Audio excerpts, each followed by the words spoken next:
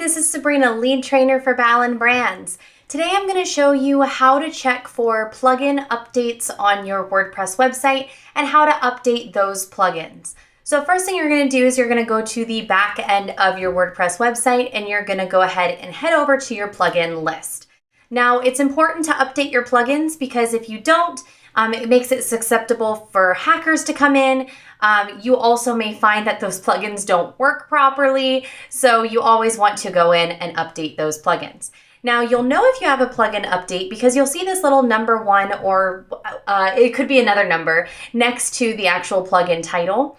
Now that number represents how many plugins need an update at the moment. So you can do this a couple different ways. You can scroll down, find the plugin that needs an update. You'll be able to tell by this orangey bar here, and it'll have an update now button.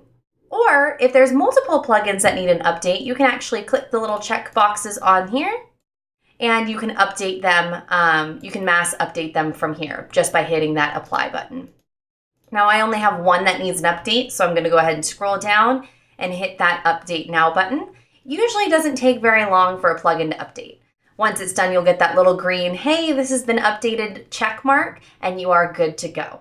If you have any questions, you can reach us at team@ballenbrands.com. If you liked this video, feel free to go ahead and subscribe to our channel. And if you want to learn more about online marketing, go ahead and head over to ranklikeaboss.com and check out our online training course.